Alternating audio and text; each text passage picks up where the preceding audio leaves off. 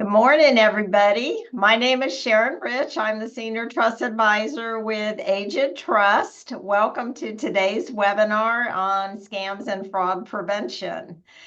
Here at Agent, we manage pooled special needs trust and other types of special needs trust for seniors and persons with disabilities who need to qualify for Medicaid and have too much money. Today's presentation is approved for continuing ed credits for guardians and attorneys. After the presentation, within a week, probably sooner, you'll get an email from Kate, and that will have a link to a certificate of attendance and also a copy of the presentation. We will be posting the presentation to our website also for future listening and information for you. I do ask that you put your questions into chat today. Lenora is going to try to kind of look at those as we go along and answer as many as we can, but get through the presentation within an hour. And I am very excited to introduce Lenora Spence, our speaker today. She's the outreach coordinator for the Florida Department of Agriculture and Consumer Services. She has more than 15 years of community outreach experience, received her Bachelor's of Science degree in Public Relations from Florida A&M University and has served on the board as a board member of the Florida Public Relations Association. She's also a graduate of Leadership Orlando. Lenora, we welcome you and thank you so much for presenting to us today. So go ahead and take it away. She's going to take her. Yeah. Thank you. Good morning, everyone. Thank you so much for allowing me to speak to you guys today. Super excited to tell you guys about what we do over at the department. All right, I'm going to go ahead and share here. Okay.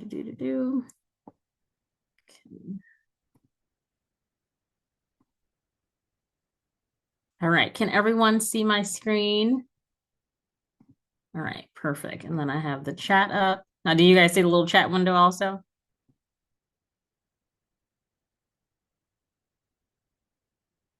You don't see the chat Yeah, window? Okay. yes, we do. We're good.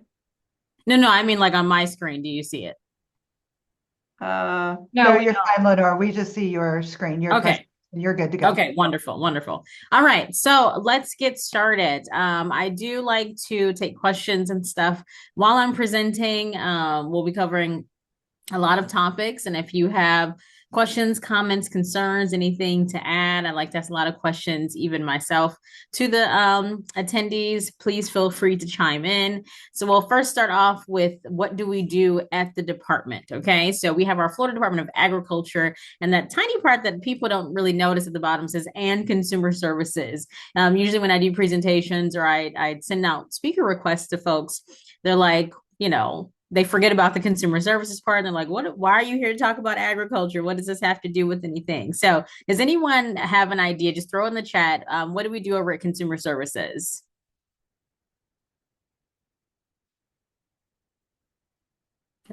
Or if you guys want to, I don't know if you guys can come off mute, but you can just throw something in the chat. Fraud and prevention. Thank you, Sharon. Fraud and prevention, definitely. Okay. So romance scams. I'm going to talk about that a little bit. Okay. Here is go. There we go. All right. So this is kind of our mission statement. All right. We are the state's clearinghouse for consumer complaints, information, and protection. We regulate businesses, okay, and protect consumers and businesses from unfair and unsafe business practices. Gas pumps, very good, across a wide range of market sectors. And then consumer education. What I'm here doing today is one of the main focuses of our division. We really want people to be aware of, what scams are out there and what's going on and how they can help protect themselves, okay? So let's say you had a business complaint. People are always like, well, what can I call and complain to you about? What can I go to your website and complain about? Almost anything. Okay, I'm going to go through kind of a list of things that we do get calls about. Little cursor doesn't work there. Go. Okay, so you could call us about AI scams. You could call us about business opportunities, card skimmers, charity scams, concealed weapons license fraud. The list kind of goes on and on and on and on. These are just a few of the things that people call our call center about, asking questions about. Okay, and I'm going to go through some of these more in depth so that we can talk about them a little bit more. So, business opportunities. Let's talk about that one first. So let's say that someone is offering you a job and you're getting text about some fast. We'll talk about that also. Let's say someone is offering you a job and you're like, sounds great. It sounds good. You're all excited about the starting the new job and everything. It could be something simple like what you see on the screen, stuffing envelopes at home, assembling toys or whatever. But then you find out it's not a real job. You could, and that's been happening a lot lately. People are going on LinkedIn, people are going on different job sites, Indeed, and posting fake and bogus jobs, and people don't know what to do. That's one of the reasons that you can contact us. Okay. There are acts in place, there are laws in place to help protect you, the consumer, so that you're not scammed by these people. Or if you do get scammed, we ask that you contact us and we help you out with that process. Some things that you can do, always ask questions. Always ask questions. You can talk to investors if it's one of those types of businesses, and always just do your research. That's really the main thing. The internet is a really great place. Always do your research so you make sure that whatever you're signing up for is really legitimate. Okay. You can also contact us about weights and measurement devices. Did anyone know that we monitor and regulate all of the scales that you see at the grocery store, at the farmer's market, on the side of the highway, okay, at the yogurt shop? Next time you go to the store, if you have not noticed before, this seal, I don't know if you can see it on my shirt here, and the one I showed at the beginning, that seal, there's a sticker at every single weight and measure device at all these places. Okay. So what we do is our inspectors, they go out on a regular basis, and because we regulate the scales, they don't have to let the manager or anyone know that they're coming. So they have their schedule set and they just show up at these places. And what they do is they're checking the scales to make sure that everything is weighted accurately. Okay. That's one of our jobs that we do. They take it very seriously. Okay. You see, here's some frequently asked questions I have on the screen. Are price scanners used in retail stores expected for accuracy? Absolutely. Okay. That's one of our jobs that they routinely do. What happens if a business fails an inspection? Businesses that fail to meet national standards, they could be fined. Okay. What should you do if an item purchased? All this information also is on our website, and I'll provide you a link to our website at the end of the presentation. But these are just some of the frequently asked questions that people are wondering about. What should you do if an item is purchased at a store at a different price? That what you let the manager know. Let the manager or the store clerk know, so that they can make the corrections necessary. Okay. Now I have a quick video to show you. Oh, the 65,000 number here. We have about 65,000 or so scales in the state of Florida that we regulate and monitor on a routine basis. Okay. So I'm going to show you a quick video. I had the opportunity to go with one of our inspectors to a Target in Orlando, just to kind of see the process and see how it works. So what you see here is that little tiny thing, and hopefully technology will be on our side. The little tiny thing is a weight. And what she'll do is she'll continue to add weight to see if everything is weighted properly. So I'm going to let that play. So you see there, it says half a pound. She moves it. Now we're at 1 pound, 3 pounds. So she carries around this box of weights. And this is how they monitor the scales. And she even like moves it around in different parts of the scale to make sure that everything is being weighted properly. So it's a simple process, but it's also pretty cool to know. And it kind of gives the reassurance. And then I always like to say it's really the main tie-in with agriculture, if you will, because what they also do is they check the net weight of packages while they're at the stores as well. So which is pretty cool. Okay. All right, I'm just checking.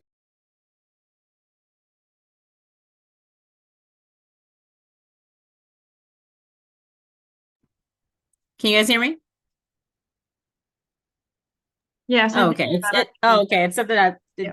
popped up to say unmute. So I'm sorry if you guys didn't hear anything I said. So, We okay. heard you, Lenora. So. Okay. Okay. Perfect. All right, so let's move right along. So that's one of the processes that we do, and that's their routine for checking the scales and things at the grocery stores and yogurt shops, etc. All right. We also regulate pawn shops in the state of Florida. I myself am I don't really pawn anything. I think I've walked into a pawn shop maybe once or twice just to kind of look around. But it's not a place that I frequent. But we do have about 800 pawn shops in the state of Florida that are registered with our department. There are maximum interest and service charge fees for the month. If the pawn is, these are some of the frequently asked questions, is a pawn legal if I don't have a written contract? No, it is not. They do have to provide that. And then you see at the top, it says all pawn shops in Florida are required to apply and obtain a license each year from our department, and they must maintain a net worth of at least $50,000 or file a security and a surety bond. Okay. So there are some things in place for pawn shops. If you are one of those people who likes to go to pawn shops to buy or sell, there are some laws in place to help protect you. And if you do have any issues, you can contact our office. Okay. All right, travel agents. So we regulate travel agents in the state of Florida. We have about 21,000 regulated in the state. And I feel like this is kind of more of a, I don't want to use the word dying, but most people do their travel on their own. I know I do. I just kind of go online to, the travel websites, where I go to the airline website and I kind of book the travel myself. But that being said, there are quite a few travel agents still around. Okay. So we require that every travel agent register with our department. Okay. And we make sure that they're not, ripping you off, for example. So here's my question in the chat. Let me know. What do you guys think the number one complaint is that we receive about travel agents in the state of Florida?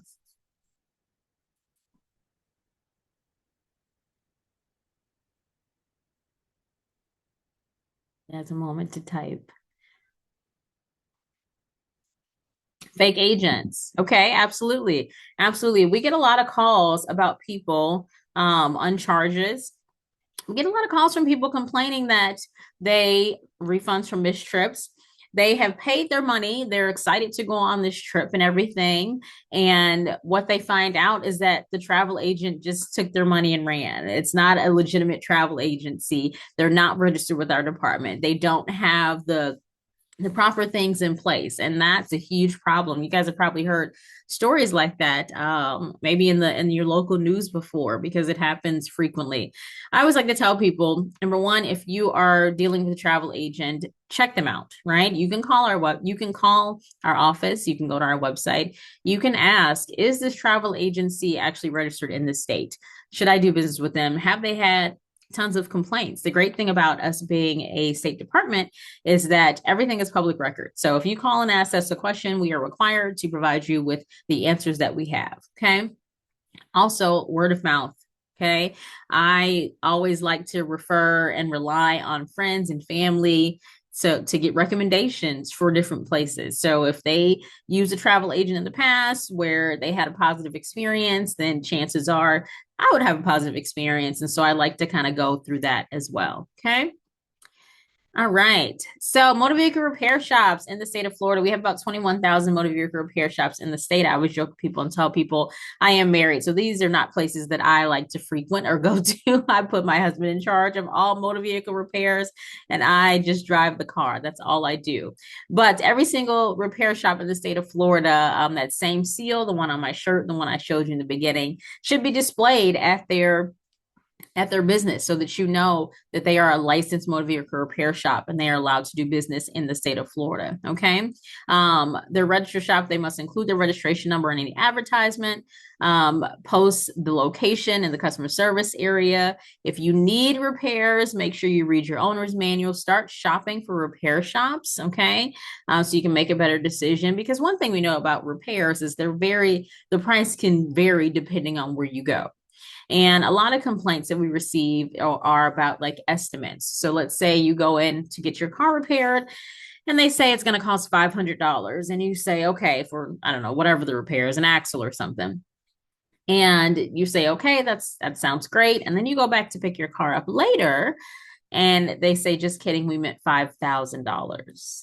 Okay, that's that's a wide range, and that's not something they're allowed to do. And they try to upcharge you and try to get you all these repairs that you don't need on your car. If you have any questions, comments, or concerns, you can contact our office. We do have mediators that work with all of these businesses, and what they're there to do is to help you, the consumer, right? They're there to help you, possibly even help you get back a refund if you're due one, do some investigations, see what went wrong, how can they help you, if the repair shop was at fault, and what actions need to take place on their end. Okay. All right, moving companies within the state of Florida. Now, normally during this part, when we're not virtual, I like to say, show me a show of hands of people who are not from Florida. And it's usually a resounding amount of hands, right? Most of us are not originally from Florida. I myself am not as well. If you're from the Midwest, let me know. That's where I'm originally from, put it in the chat. But moving companies within the state of Florida, we get a lot of complaints about hostage. Okay, people holding Ohio. Hey, we get a lot of complaints from people saying that they were moving their stuff, going to the new place, and the moving company refused to release their items, furniture, and all of their things until they paid more money. That's a problem also. And as a consumer and as someone who's moving, we have someone who's born and raised in Florida. As a consumer and someone who's moving, you need your things. So people would normally just pay the money, whatever it is, and just kind of move on, right? And they don't understand and know that, number one, what they're doing is not legal. They can't do that. That's why we have contracts and things in place, and they don't know who to contact or who to call. It would be us. It would be our department. And so, how quickly does the department react to urgent concerns? It really depends. Honestly, it depends on what it is. Okay. So when it comes to stuff like this, it takes a little more investigating, and they have to do some research on to see what exactly happened. If it's something like the gas ones, which I'll talk about a little bit later, that's more immediate. When it comes to those kind of things. So it really just depends. It really depends on what the situation is, because we do get a lot of complaints. We talk to, like I said, more than 200,000 consumers each year. So there's tons of things that are going on.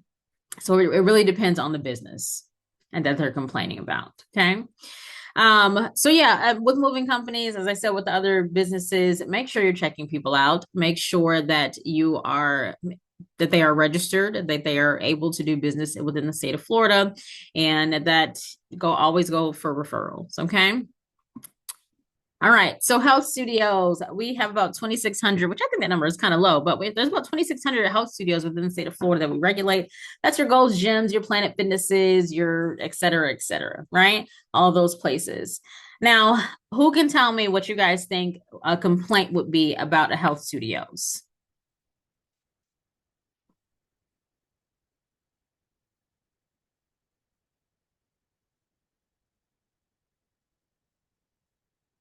Anybody, any complaints?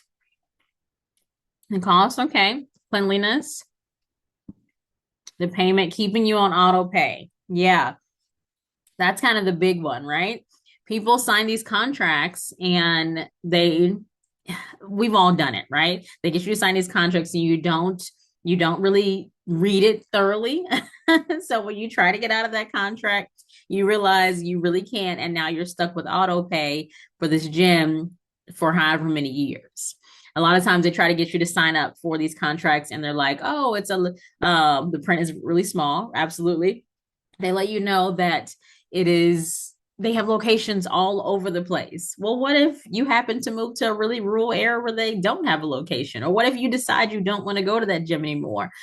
There's all these different variables, and they get you to sign these like lifetime contracts, no registration fee if you sign up, all these little gimmicks and things that they use. And you can be protected. Again, this is one of those things where you can contact us and let us know if you're having issues. And there are certain things that they have to abide by. Also, you can see here your rights under the Health Studio Act. They're supposed to notify you if there's a change in owners, management or what have you. They have to post their certificate, include their registration number, and then they're supposed to refrain from offering a lifetime membership. But some of them still do. Okay. And so that's part of the problem. And that's one of the reasons you can contact us if that does happen to you, and we will do our best to assist you. Okay. Fair rides inspection. Now, how many of you guys actually knew that we inspected fair rides in the state of Florida? Okay, just give me a yes or no if you actually knew. This is one of the cooler things I think that we do, because I personally had no idea that we inspected fair rides in the state of Florida. And I was like, oh, that's pretty cool, because I didn't know anybody was inspecting fair rides. Now, I always assumed those bigger parks, Disney, Universal, etc. I always assumed they had someone to inspect their rides. But when you think about when the fair is in Orange County, when the fair is down south of Miami-Dade County, when it's in Duval County, okay, those rides are actually inspected. Now, are they inspected every single time they set up in every single location? No, they are not. They're inspected pretty much on an annual basis. And they just make sure that all of the seatbelts are intact, all of the safety precautions. Okay. Now, what I will say with that also is, unfortunately, sometimes incidents do happen on fair rides. You guys probably remember a story way back, I don't know, maybe 5 or 6 years ago, where there was this young boy in Orlando on a ride on iDrive, and he unfortunately fell off the ride. Okay. Now, if you saw any of the news reports or anything, you would have seen our former commissioner talking about it. And it was under our department where they were doing the investigations to find out what exactly happened. Now, what they found out was that our inspectors did their job. They went out and they checked the ride for accuracy, and they made sure that everything was in working order. And forgive me, it was either the ride operator, the manager, someone else who worked with the ride. They actually went back and tampered with that ride and adjusted the seatbelt so that larger riders could ride. And if you saw any of the reports, that young boy, because I believe he was only 14 years old, he was a big guy. He played football, and they put him in that seat where the seatbelt had been adjusted, and that's when the incident occurred. So I always like to say that's why we do what we do. We really do take our jobs very, very seriously. Our inspectors go out and they are being very diligent about checking to make sure that everything is in working order, because that tragedy should not have happened at all. Okay. But it just gives you some reassurance also that, okay, somebody is checking these rides. Somebody is looking to see what's going on. Okay. We inspect go-kart tracks, water-related amusement rides, zip line courses. And then you can see here at the end, like I said, we investigate accidents involving amusement rides as well. Okay. All right. So moving on, let's chat about charities in the state of Florida. Now, we have about 23,000 charities registered within our state. Okay. And every charity in the state of Florida that receives less than $50,000, they're not required to register, but we encourage them to do so. And if they're receiving more than $50,000, they're required to register with our department. Okay. As I just said, every charity in the state of Florida must register with our department and provide audited financial reports every single year. Now, there are a few exceptions to this. These businesses are not necessarily considered charities, and they don't necessarily have to follow the same rules and guidelines. And those include religious organizations, educational institutions, government agencies, political groups, research and survey companies, and collection agencies. Okay. So let's say you get a call from a charity, or you get something in the mail from a charity, and you you can switch your view at the top to make it larger. Oh, is it small on your end? I just believe that if you have the view set to a certain thing, you can see the people and it makes the presentation smaller, so people can just change it to see the presentation bigger. Oh, It's not your fault. okay. Okay. Just You're checking. fine. Okay. Sounds good. Okay. So let's say that you get a call or you get something in the mail from a charity, and you're thinking, this seems like a very worthy cause. I would love to donate to this charity. They're asking you for maybe $10. Okay.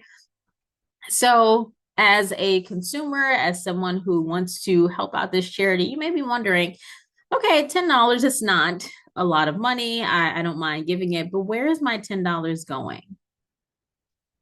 How much of that $10 is going to the person or persons who are in need? How much of that $10 is going to the person or persons that are calling or sending the information out? Okay. And those are questions you are well within your right to ask. That doesn't necessarily mean they will provide you with the answers, but you can ask. However, as I mentioned before, every charity in the state of Florida must provide us with audited financial reports. And what we do with that information is we put it on our website and this very cool tool that we call Check a Charity. Has anyone ever seen this here before? Let me know in the chat if you've seen this before. It's super cool. Now, this only works for Florida charities. It is not for the national charities. Excuse me, my alarm's going off. Age is registered. Okay. But I can't find our name on the website. Okay, we'll try to look for it. Now, this is a video here that I did. I didn't search aged. I searched something else, but we'll try to do that maybe later on. Is a report from the consumer that the only way the department finds an organization is not a complaint. Are you saying, is this where you find out about complaints? Is that what you're asking?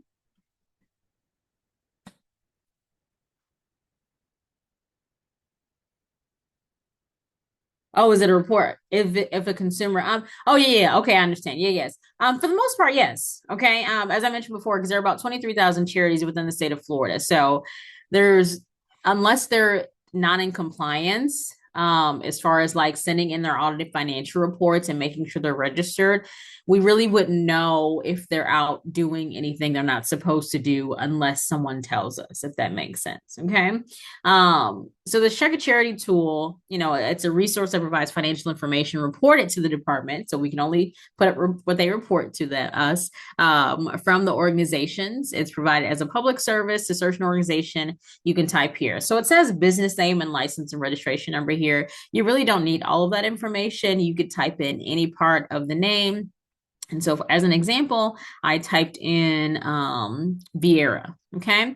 So what you can see is it'll bring up every charity within the state of Florida that has the name Vieira in it. So you got the GFWC Vieira Women's Club, you have Suntree Vieira Pet Rescue, Suntree Vieira Youth Football League, et cetera, okay? So what it kind of shows you, and I'm going to pull it out a little bit more so you can see.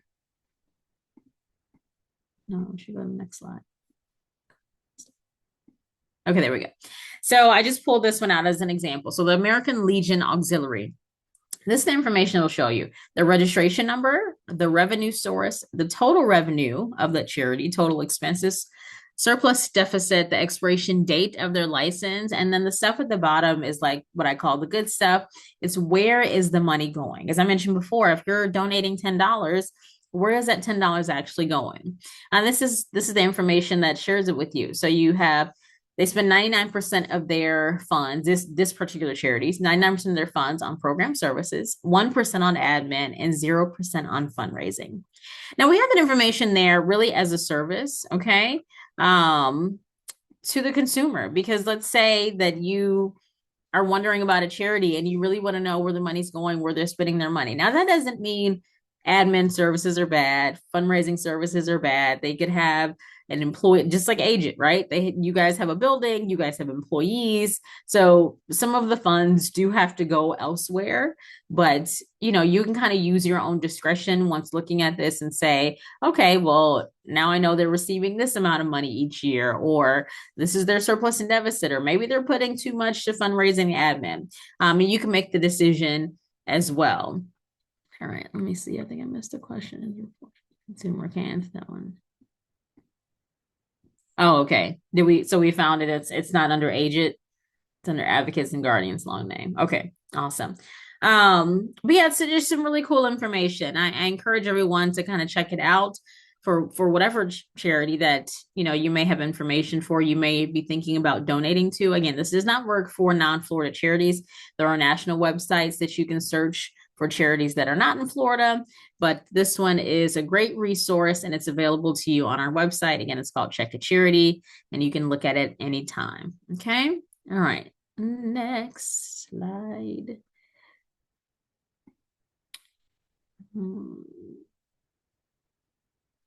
Okay. All right. So scams and fraud. As mentioned before, we receive a lot of calls from consumers, and we talk to a lot of people about scams and fraud on a regular basis. And it's one of the things that we probably get the most calls about, to be honest with you. And as we all know, that the scams are never ending. Okay, someone mentioned in the chat earlier the text scam for the tolls, and I myself got that text message. I'm sure most of the people on here received the text message, and it was funny because one of my friends had posted on Facebook, and she's like, "Dear scammer, if you want me to believe that I owe you money from tolls, don't use an email address at hotmail.com." And I was like, that's so true, because like I don't understand why you wouldn't at least make it at the toll agency or something. But unfortunately, they were able to scam a lot of people out of some money, and that's really unfortunate. But we do get a lot of calls. So let's get into scams and fraud a little bit. Click, clicking when my screen's not going. Hold on. Okay, I have a quick video to show you, and hopefully, were you guys able to hear the audio on the last video? There wasn't much. Okay, perfect. All right, so let's watch this video really quick.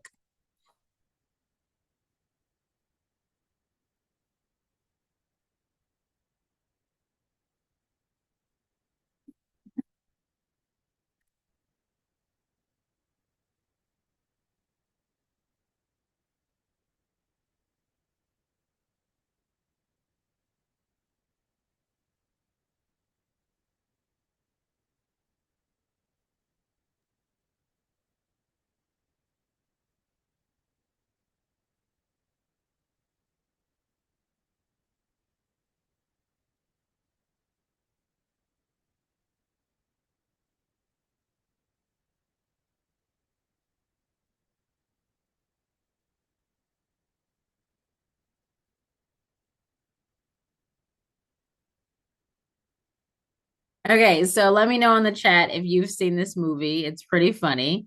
Oh no, you couldn't hear it. Oh no, you guys couldn't hear it. Okay, so I'll just explain what happened. If you've seen the movie, then you know. If you have not, um, then what she did was she called him up and said that she's from an identity theft protection program company, and she wanted to sign him up. It appears that his identity had been stolen. And so she wanted to sign him up, and it was completely free. And he said, okay, sounds good. And she's like, okay, I just need your name, your phone number, and your social security number. And he's like, sure. He just offers her up the information. And as you see, she is sitting at a mall drinking Orange Julius. What I think is super funny about it is that she's actually in a mall in Florida. She's in Winter Park in the movie. And I'm always like, all the bad things happen in Florida, all the funny news stories that we hear. It's always usually Florida. But this happens in real life. This happens in real life. As much as I go around and talk about this, even in my personal life, my uncle told me just a couple of months ago, he's like, I got this call and they said they were from a bank, and it literally was it was the same script almost from the movie. And they asked for his social and everything because there was fraud on his account. He's like, as soon as I gave it to him, I was like, oh man. And had to go and change all of his information with the bank, all of his bill pays and everything. It was a whole mess, but it happens all of the time. Okay. Let me go forward. All right. So here's kind of a list of some of the top scams in the year 2024. This is from Experian.com. So AI powered scams. Now, these are the really scary scams. Okay. These AI scams, they could pretend to be anyone's voice. If you've ever talked online before, or if they've called you and recorded your voice or what have you, then they can use that with AI and make it sound like whoever they want it to sound like. I've heard music before, brand new songs that sound like they're being sung by Michael Jackson and Elvis Presley, and I'm like, this isn't like a mind trip because it sounds just like them, and it's really crazy. Now on a scam record, I did remember reading a story about a woman who received this call from her daughter, and the daughter said she had been kidnapped. And the mom talked to the daughter, and she talked to the kidnapper, and she was freaking out, of course, as any parent would. And the mom had someone else call the dad on another line because the daughter was supposed to be with the dad on some trip. And the dad said, "We're fine. Everything's good. I don't know what you're talking about." Well, the problem was the person on the phone sounded exactly like her daughter. She said her tone, her inflection, her everything. She had no doubt in her mind that that was the person she was speaking with. Okay. You could even talk about some of the scams that are prevalent with seniors as the grandparent scam, right? Where someone will call up and say that they're a family member and they're in trouble and they need help, but they need it immediately, and don't call and check, with any other family or friend or anything like that. And it scares people. It's really a scare tactic. Okay. That's what really all the scams are. We also have student loan forgiveness scams, phone scams. We're going to talk about a little bit more about that later. Text scams. We already kind of mentioned the scam with the tolls. Okay. Zelle scams. I've received one of those before myself. Cryptocurrency scams, romance scams, etc. You guys let me know in the chat, have you been scammed before? If have any of these scams affected you in your personal life? Like I said, I've received the Zelle scam before. I've received text scams, phone scams. I haven't received any crypto scams. I've received online purchase scams once before. So let me know in the chat. Let me know if any of these scams have affected you or maybe a close family member. Okay. And maybe if there's time at the end, someone could like share a story or something. Okay. But these are kind of some of the main ones, like I said, in 2024. And you see here under romance scams for number 7, I have companionship in parentheses, and that's because that's really what it is. These romance scams really tug at my heart because they are really talking to people who are really lonely and vulnerable and really just need someone to confide in, to talk to, right? And then once they befriend you for however many months, then that's when they go in and say, okay, now it's time to, ask you for money to come visit you or to do whatever. Okay, receiver was able to identify and not engage. That's good. Emails and text scams. My neighbor lost $12,000 from someone who called and told her a Microsoft account was compromised, and she believed it. Yeah, that happens way too often. My father-in-law gave $50,000 to a scammer who told him that his checking account was hacked and he needed to remove the cash and put in these machines at the 7-Eleven. My goodness. Friend lost 6 figures in a romance scam. Wow. A long time ago, we paid $99 to have our computer unlocked after getting a message for searching on Wikipedia. Fear made us pay. Definitely. Property tax scam, neighbor Zelle to late payment to FPL, not lost the money. Yeah. I mean, we could go on and on. We could spend a whole nother hour talking about, any of the scams. When paying the expenses for my daughter's wedding years ago, someone got a hold of my checking account and spent the money, had to close the account and get the new one. Yeah. I mean, it's really crazy. It's really crazy. And what we do know about scammers is they really monopolize on whatever's going on at the time. It was either last year or the year prior where everyone got a new Medicaid number. And so there were tons and tons of calls about Medicaid and Medicaid scams and things. That was really, really, really a big thing a couple of years ago. And like I said, the big thing that we've dealt with this year so far is the text scam for the tolls. I know my grandmother called us when she got the scam. She got the text and she's like, I don't know what this is. Should I pay? And we were like, no. So thankfully she was able to call us before, but not everyone was so lucky. I saw something on social media where a lady said that her daughter was trying to be responsible and went in and clicked on the link to pay because she thought maybe she hadn't. And she said the money didn't come out of her account right away. And her daughter just kind of forgot about it. And when she went to check her daughter's account later on, she was missing like $1,600. And there were all these different multiple charges. And when she questioned her daughter about it, she was like, oh my God, I tried to play this toll. And that's kind of what happened. So it's really, really unfortunate. And honestly, you really just have to be completely mindful. We could all be victims at literally any time. Okay. That's one thing I know for sure. All right, let's go and keep putting, if you want to keep putting chat in the chat, your other scams and stuff, we can talk about them also. All right, so I'm sure everyone on here is super familiar with this, but I like to recommend it to people. We like to recommend it to people at the department because it can really help you. Credit fraud alert or a credit freeze. Okay. So a fraud alert is you'll receive a message notifying or they'll receive a message notifying potential credit grantors to verify your identity before extending credit in your name in case someone is using your information without consent. Security freeze is designed to prevent credit loans and services from being approved in your name without your consent, but may also delay or interfere with or prohibit the timely approval of subsequent requests or applications you make regarding new credit loans or services. Let me know in the chat if you have ever signed up for a credit fraud alert or a freeze. I love to recommend to people, if you have no plans to buy a house, a boat, a car, get a new credit card or anything, just freeze your credit. Just freeze your credit. Awesome. Just freeze your credit because you just never know. You just never know who's going to try to steal your identity, who's going to try to get your information. And it's really just a deterrent. Okay. Absolutely. Awesome. A lot of people don't even know that it's my sister was an AT&T, like, oh, there's always leaks, right? How many times do we get letters a year saying there's been a security breach or a security leak with XYZ company? Okay.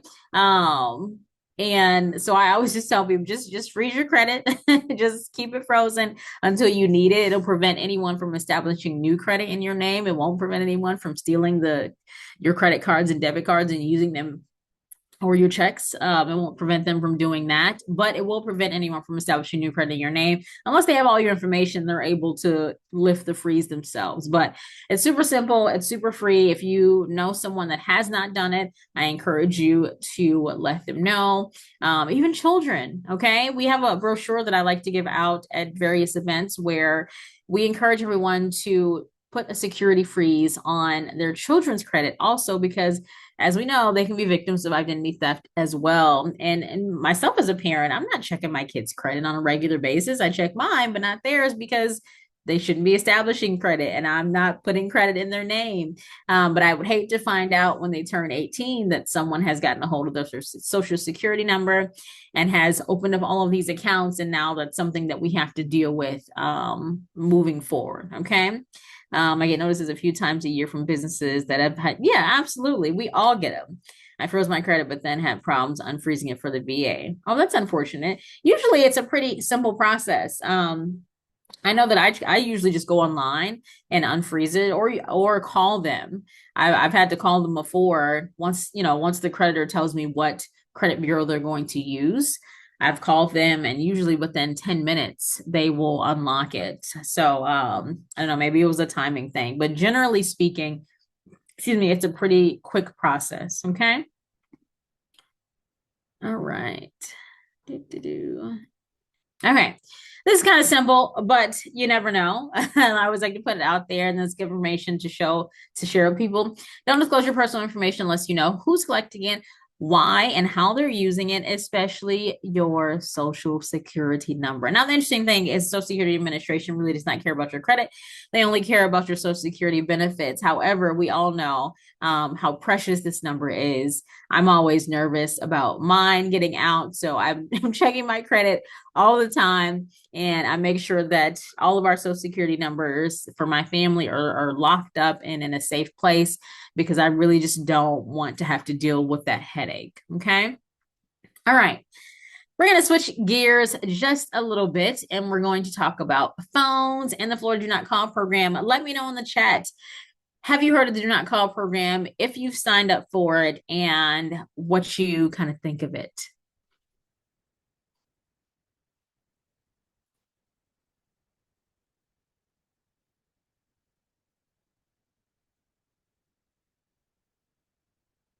They still call. I signed up for it, signed up, and it really didn't work. I don't think it works. Using my real estate biz for years. Okay. All right. So let's talk about the Do Not Call program. They still call, signed up, still get calls.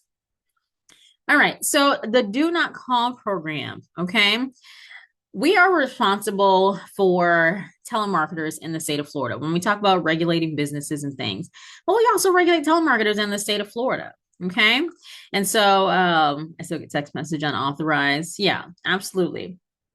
Okay. So we're responsible for licensing businesses and salespersons who solicit. Okay. Um, we receive telemarketing complaints. It's unsolicited communications. We encourage people to sign up for the do not call program to try to help alleviate some of those calls. But I do get a lot of people saying to me that it does not work. Now, the reason that it does not work is mainly because the people who are calling you are not telemarketers. Who are those people? You guys tell me. Who are those people?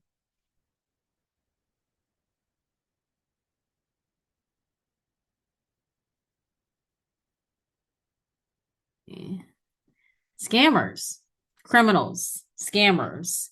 Okay. Robocalls. Absolutely. Absolutely. And that is really why it seems as if the do not call program does not work. Because the calls that you are receiving are from scammers. Okay. They are not from businesses that are registered with our department. They honestly do not have any plans to register with our department. They just continuing to try to scam people out of their money. Okay. So that's why it seems as if the do not call program just doesn't work, because it wasn't designed for scammers. It wasn't designed for people to rip you off. Okay. So what do you do about those calls? What do you personally do? Since the do not call program does not work, what do you personally do to help alleviate yourself from the robocalls and scam calls?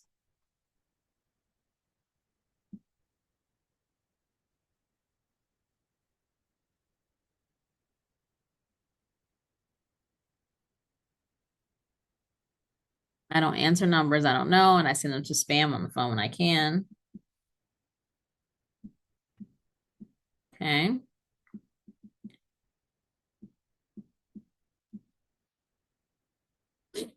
Block the numbers. Okay. Block. Use a scam likely feature. All good answers. All good answers. Okay. Don't answer any number I do not know. Absolutely. That's actually, Sharon, my number one tip. For robocalls, we bought a phone system that requires pushing the number to get through. Numbers we want to receive are on our directory. Sign up for a do not call list. Okay. I missed one.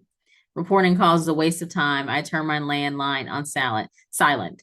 Yeah, block the numbers they still call. Back at a different one. Um, don't give my phone number out to anyone, and always select no one. Always select no when sharing info. Absolutely. That's what Sharon said. Not answering the phone if you're not familiar with the number is really kind of the number one tip these days, because as some of you guys were saying, they are changing numbers. Is anyone familiar with spoofing? That's a tactic that these scammers use, where they take one number and they pretend to be, they take a business's number and they call you from that business. So let's say you're waiting on a call from Agent. Okay. So it comes up on your phone as Agent Trust, and you realize that's not actually who's calling me. Okay. But sometimes you can get calls from your own phone number, which is kind of crazy, but it does happen. Okay.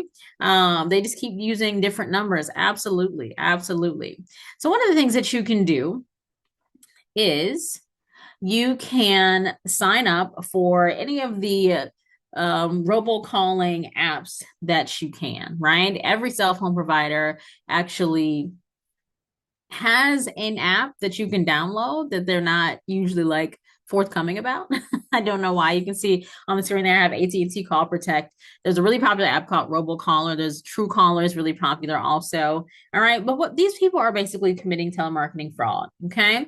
They are trying to scam you out of their money, out of your money, and they're not actually trying to sell you a good or a service. Okay. You guys know this stuff, but knowing the signs of a scam, the phone number doesn't display. They use high pressure tactics That's kind of the immediate one. Okay. The offer sounds too good to be true. They want your credit card number. They will offer to send someone to your home or office, pick up the payment.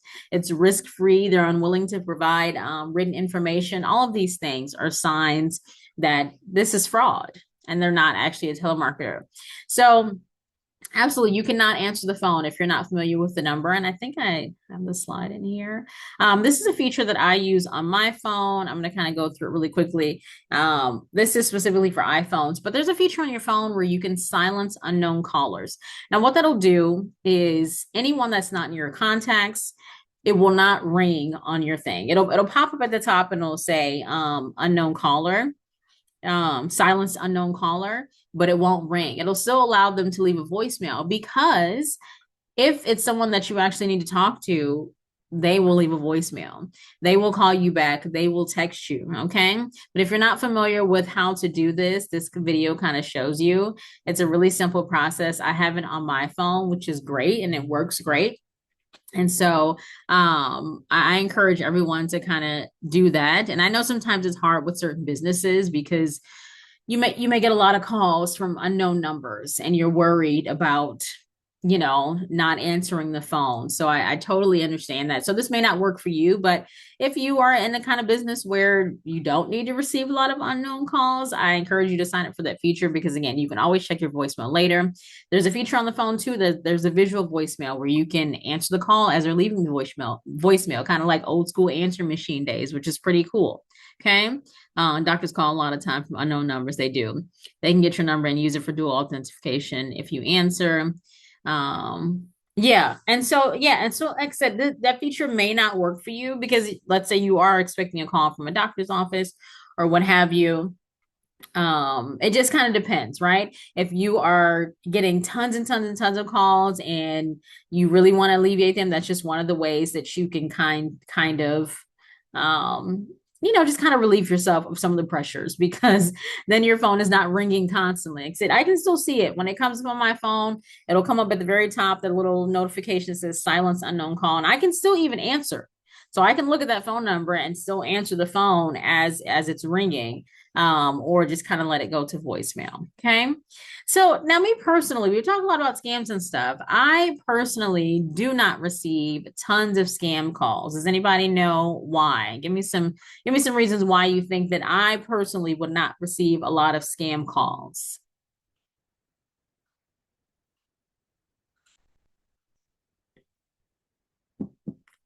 Any guesses? My number isn't public. Okay. Like guardians are. Because I'm an expert. It's on the do not call list.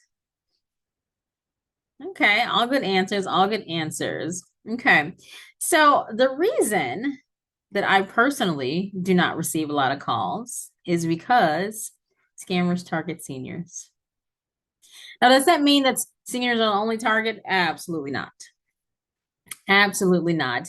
Scammers target really anyone, okay? But for a very long period of time, scammers were specifically targeting the senior community. I myself do a lot of outreach to the senior community in Central Florida for this very reason. Scammers assume that seniors are vulnerable. They assume that seniors are rich and have expendable income to just give away to them. Okay. So it's a known fact that scammers target seniors, but again, the scammers can target anyone. It just really depends. There's no discrimination. It just depends on what the scam is, and that's who they kind of go for and target. Okay. All right. I have another quick video here that I'm going to show very quickly. Oh, but you guys can't hear the audio. So I'll describe it. So basically in this video, it's a clip from a TV show, and this gentleman is talking about his mom. His mom comes up and she says that She received a call that her grandson was kidnapped and they wanted the ransom money. So she wired the kidnapper all of this information, and her grandson was standing right behind her. And they were like, "You got scammed? How did that happen?" Okay. That's kind of the grandparent scam I mentioned before. And it's funny, and they put a funny twist on it, but it happens so very often. And it doesn't even have to be grandparent. It can be niece, nephew, uncle, whatever. And let's say you have a family member who maybe gets in some trouble sometimes. So you may get a call and might not be surprised if you get a call saying that they were in trouble or something like that. So just be mindful of that. If you do have family members or friends who may be the victim of that scam, make sure they understand that they always have to check things out, even when they're told not to. Okay. All right. This is the last thing I'm going to touch on, and then I will get out of you all's way for the day. Gas pumps and skimmers. Let me know. I know someone said it earlier that they actually knew that we regulated the gas pumps and skimmers. If you did not know, now you know that we do. Every single gas pump in the state of Florida has our seal and our sticker there, and has our phone number and our website there. And just to let you know that we have checked out that pump recently, and you can feel safe and assured that you can use it. So we're doing two things. Number one, there are about 14,000 gas pumps in the state of Florida that we regulate. So the two things that we're doing, number one is petroleum inspection. Okay. We can conduct regular inspections of the gas, really just to analyze it and make sure that the gasoline that we're all putting in our tanks is safe. If you were, for example, to fill up your tank with gas and drive a mile down the road and your car just stops working and you say, "Hey, what happened? I just went to this gas station at this pump at this time," you contact us and let us know. One of our technicians will go out and check out the gasoline. They'll take a sample, take it back to a lab, and try to really figure out what happened and get back to you with the findings. Okay. Do you recommend RFID cards to people? We do. We do. They definitely can protect you a little bit more. We don't hear often, at least down here, that a lot of people are like just walking by with the scanners. We don't get a lot of complaints about that, so I don't know how much of a concern that it is, at least in our area. But absolutely, if that's your comfort level and you feel safer using them, they do work, and we do absolutely recommend them. Okay. So we are also checking for card skimmers within the state of Florida. Now, let me know in the chat if you have been skimmed at a gas station before. Let me know. I personally have not, but let me know if you have. Okay. So what the card skimmers are is they are the small electronic devices at the gas pumps, and they collect information from the magnetic strip of your card. Okay. Let's see. Yes. Ooh, multiple times. Okay. How did you, let me ask this. How do you know if there is a skimmer at the pump? How do you know? You usually go inside. Okay, you can go inside and pay. Stop using debit card at the pump.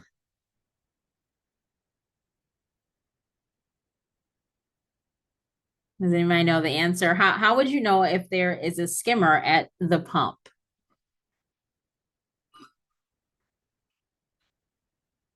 You don't. Okay. Susan says you don't know. Anybody else think Susan is correct? Sometimes you can notice something suspicious with the equipment. Okay. It's loose, says Vivian. All right.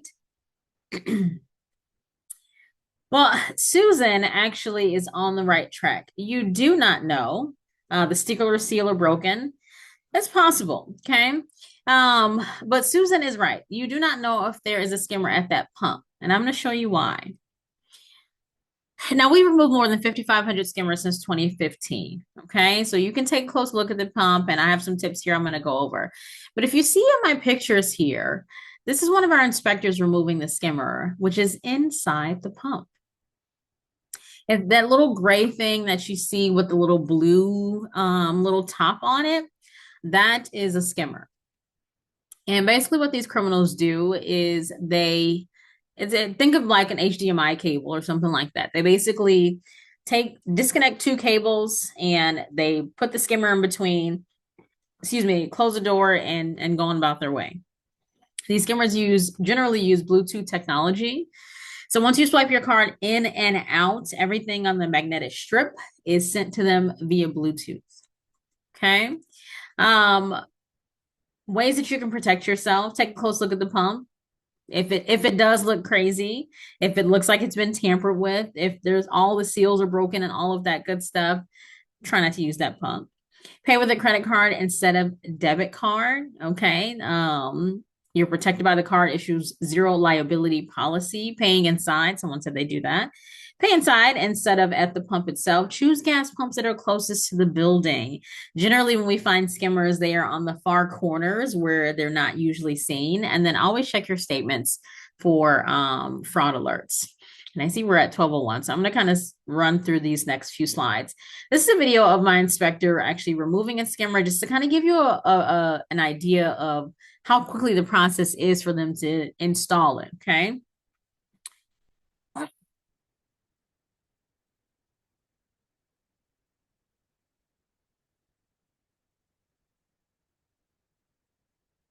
That's it. That's it. It's a super, super simple process. Now, I will say that we are finding fewer skimmers than we were in the past. Our COVID years, we were at our peak. They cannot remove them fast enough. We are kind of on a downward slope because most of the gas stations have really updated the technology of their pumps so that not, any old average Joe can't go and install a skimmer and have the pump fully operational. Okay. But that being said, please still be careful when you are going to the gas pumps and make sure that you're trying to use credit and not debit. Oh, thank you. I'm so sorry. Had to leave. I'm so sorry. Thank you. All right. So let me go through and just kind of let you guys know how you can contact us. Like I said, we have our complaint clearinghouse. We do talk to over 200,000 consumers each day, or excuse me, not each day, each year. We usually receive about 41,000 complaints, and we do help consumers get back refunds in excess of $2 million. Our top complaints are unsolicited phone calls, landlord tenant, which is a civil issue. We just get a lot of calls about it, motor vehicle repair, and then petroleum. You can file a complaint on our website. We have a complaint form, and then you can sign up for our newsletter. It's an e-newsletter that's sent out every month. It's the only thing you'll receive, just with helpful tips and information and just kind of relevant scams and what's going on in the consumer world. And here is our website and phone number. You can contact us at any time. And that's all I have. Thank you guys so very much. Thank you, Lenora. That was very interesting. Lots of good tips there. My son works in the cyber security area, and yeah, it's very scary what can happen. So we all have to be on the lookout. And you gave us some great tips today. So our Awesome. next webinar will be on the second Wednesday in May, which is May 14th. And we will be announcing the topic for that when you get your emails. So I thank you for joining today. Look for an email from Kate and make it a great day. Bye-bye.